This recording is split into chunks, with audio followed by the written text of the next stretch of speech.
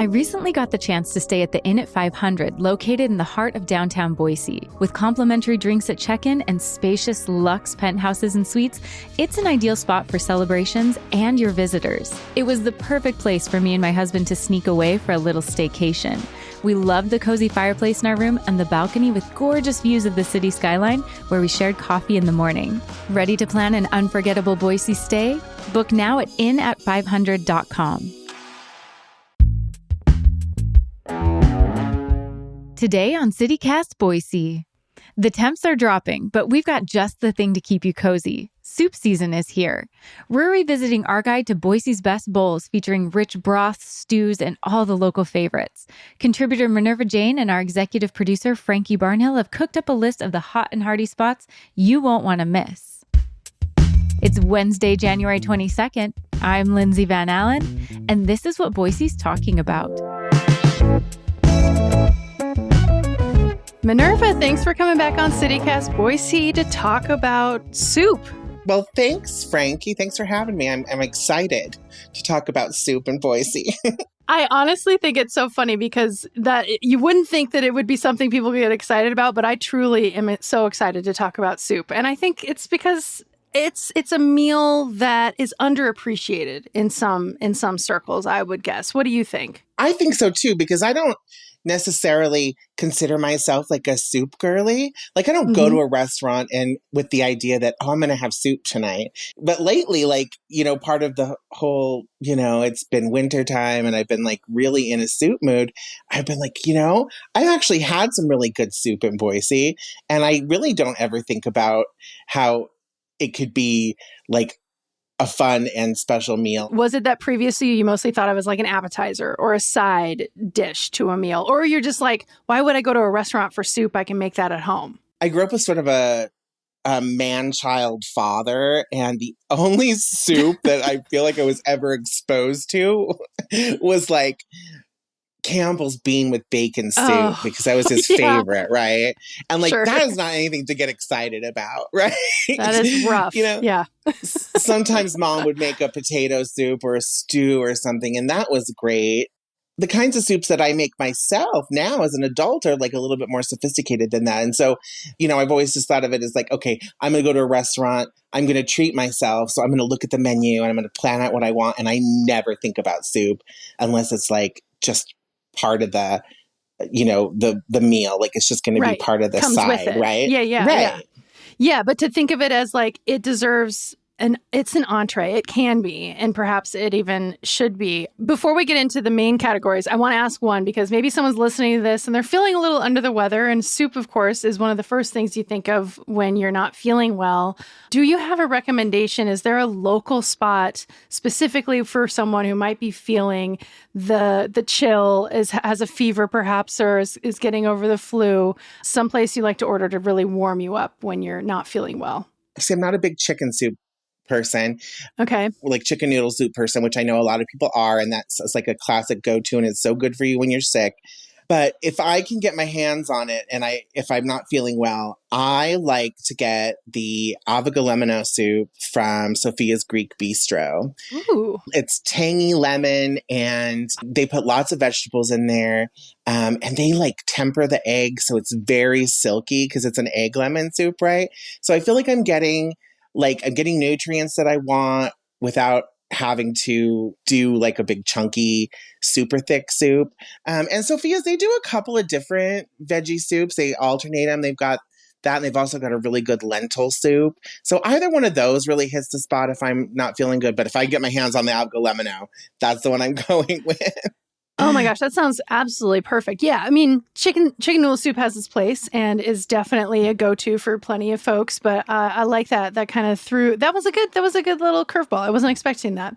Okay, let's dive into a few specific categories. Let's start with creamy. Where's your go-to creamy soup place?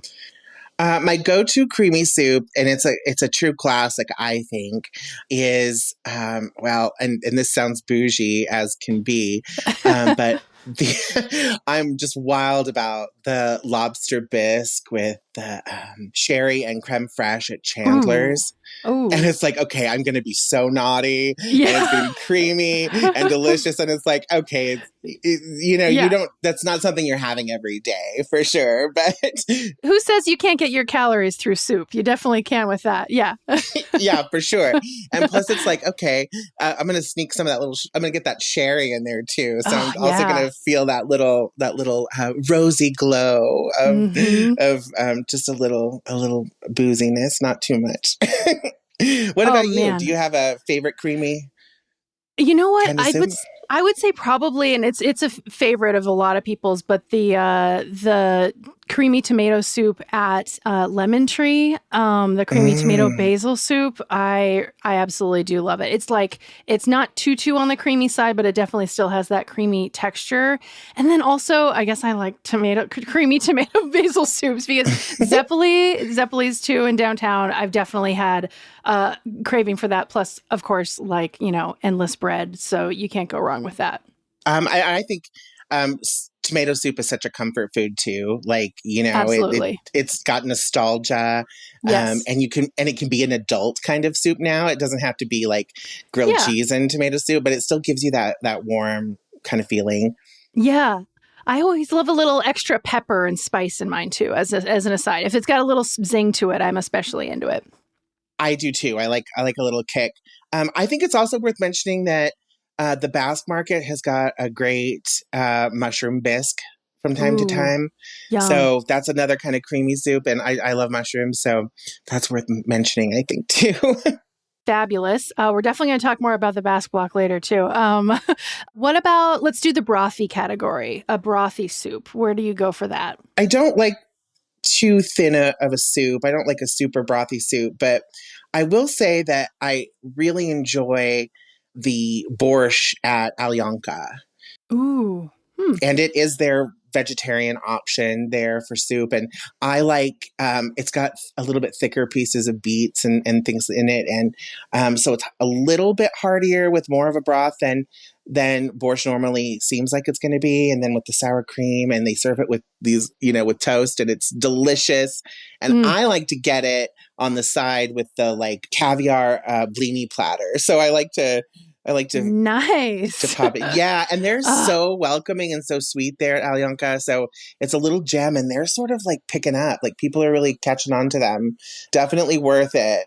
I still haven't been there, and you're like the third person that's told me how incredible it is. I know they've been doing a great job for a while, but yeah, that sounds fabulous. Have you been to Zero Waste Market on Chinden? Because they'll do soups, apparently. I have not tried this, but I've heard that they're like really brothy, vegetable soups are really, really good, especially like lunchtime when you don't want a super heavy meal, but you still want to warm up and feel like you're getting good nutrition in. I haven't, but that sounds really good. And I like the zero waste concept. So, I need to pop in and check that out. Yeah. So, how do you feel about stew? Where do you go for that? Well, I like a good homemade stew, but something that kind of goes into that sort of heartier, stewy kind of category. I love Bardonnay's Mm, red bean and chorizo stew. nice. It's spicy. It's delicious. They have some like cheese in there. I like it with the I like it with the corned beef and kimchi Reuben. Like Ooh. I'm getting a lot of flavors. So I do like a stew because I feel like you are getting more of a meal from it, and I think that you can tell what's in it too. Do you have a stew you just Yep. can't live without? I'm going to stick to the Basque block. Bar Garnica, their lamb stew. Honestly, Mm. oh my God. Like, it's so complex. It's so rich, but also like not overpowering to the point where you're like, you walk out and you feel sick or something like that. Like, I can get it just a cup. I can get it a full bowl and have it be my meal. And especially in the winter, oh my God. And the lamb is cooked just perfectly where, it kind of flakes off, and discernible potatoes, discernible carrots, whatever else. And the broth is a nice mix of like not being super, super chunky, like has a little element of brothiness, but is more on the stew side than a soup. That's my favorite. I'm going to have to for sure check that out. I haven't been to Guernica in a minute. So that sounds amazing. And I love lamb. Oh, yeah. As much as I want to be a vegetarian, Yeah. I can't. And I can't be perfect. But lamb, oh, that sounds like heaven. Yeah. And I mean, it just doesn't get more comfort foody to me than fast food in general, and especially that lamb stew in the winter.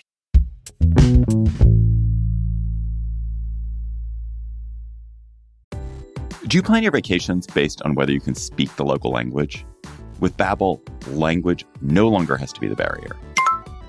I'm David Plotz, the CEO of CityCast, and I went to Mexico City a couple of years ago with my girlfriend, who's a native Spanish speaker, so I just let her do all the talking, like all of it. I adored the city, and now I'm going to go back in a couple of months, but with my college roommates, who are a bunch of middle-aged men, none of us Spanish speakers. When I was younger, I might not have been bold enough to do that, but now I'm not anxious because Babbel has me covered. Thanks to Babbel, I know how to order a taxi, how to give directions, how to order in a restaurant, all the small and useful bits of language that make international travel easier. Babbel's quick 10-minute lessons, handcrafted by over 200 language experts, get you to begin speaking your new language in 3 weeks or whatever pace you choose. And because conversing is the key to really understanding each other in a new language, Babbel is designed using practical, real-world conversations, especially the sort you need while traveling. Food, how to get places. Babbel's tips and tools are inspired by the real-life stuff you actually need when communicating. With a focus on conversation, you'll be ready to talk wherever you go. So I hope I'll see you in Mexico in a couple of months. Or, as we say, espero verte en Mexico en un par de meses.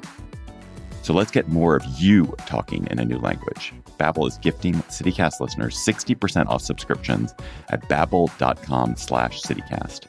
Get up to 60% off at babbel.com/citycast. Spelled BABBEL.com/citycast. Babbel.com/citycast. Rules and restrictions may apply.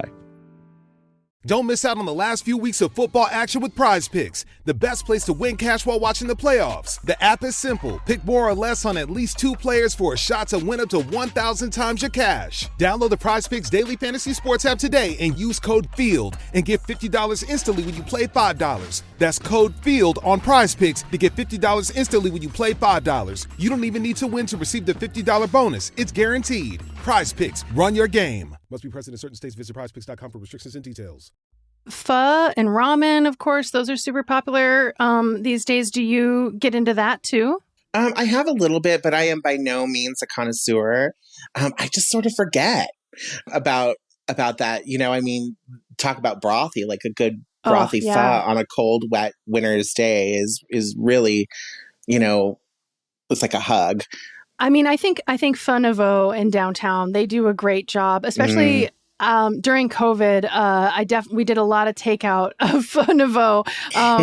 And, you can never get the broth as complex and as delicious and authentic if you try to make it at home as a white person, as compared to actually going to the pho spot.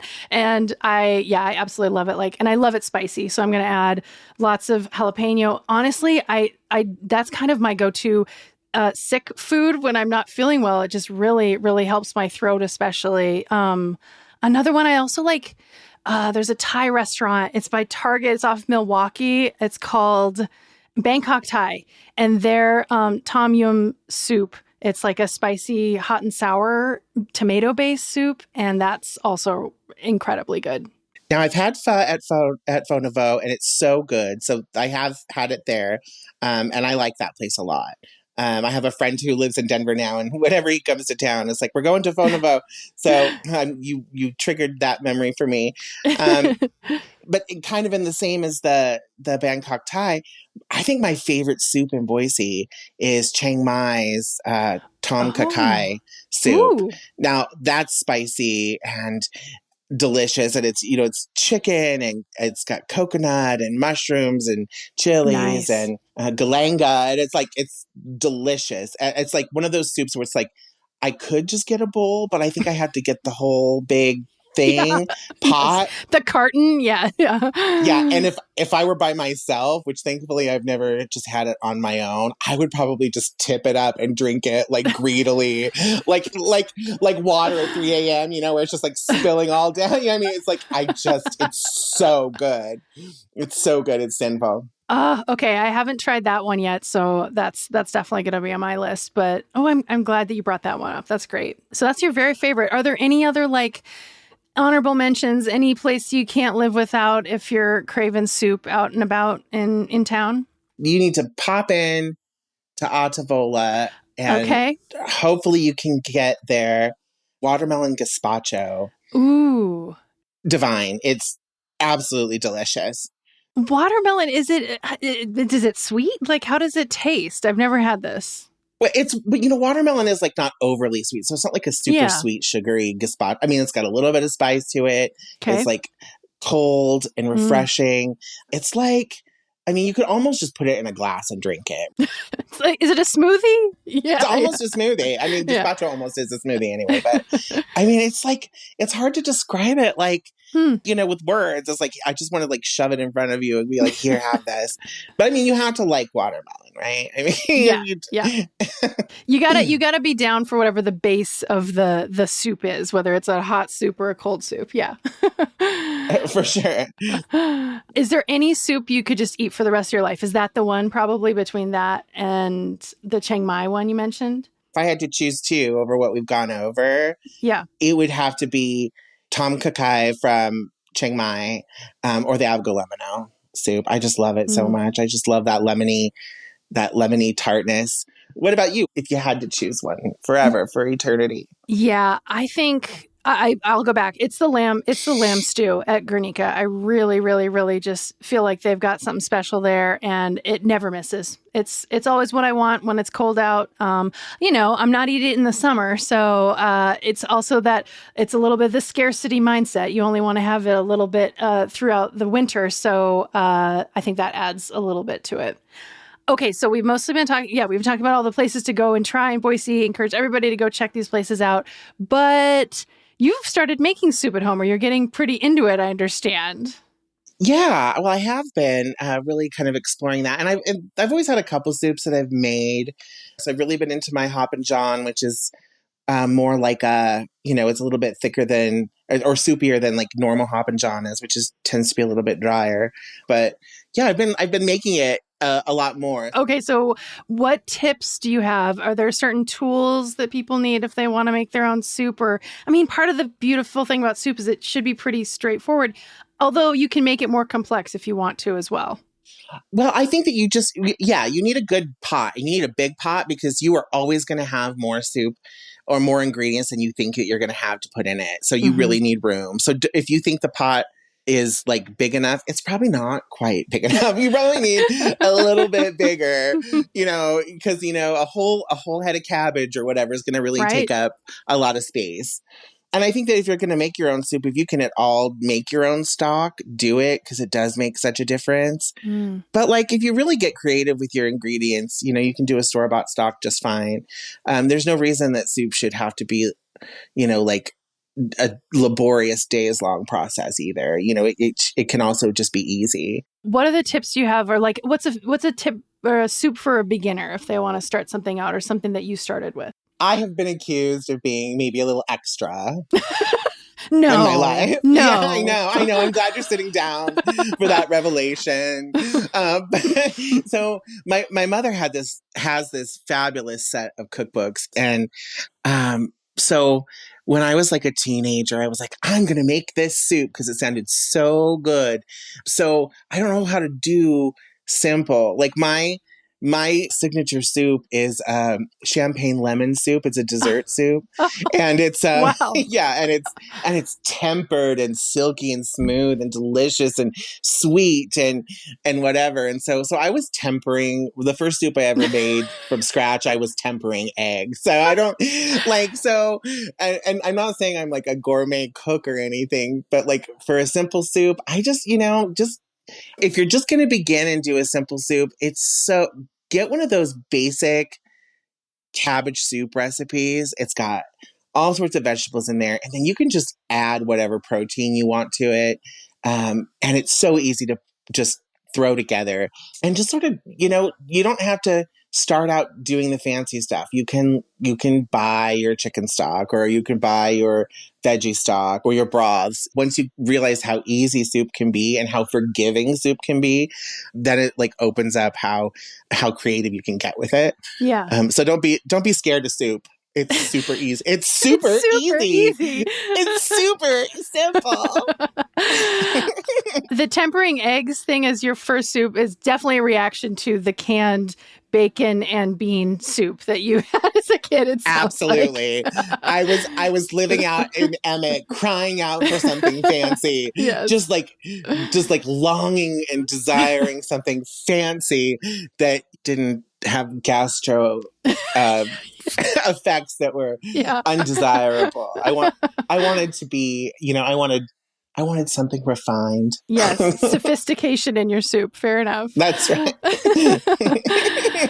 Oh my God. So if you're having a party, like a dinner party, and you do soup, is it going to be that one, or is there something else that you share with people who come over? Well, if people are interested in the customs of my family and whatever, I will share like hop and john and things like that. Yeah. But if I'm going to go to a soup party, then that's what I bring out is the champagne lemon soup, and it's delicious. It's decadent and delicious, and it's unusual.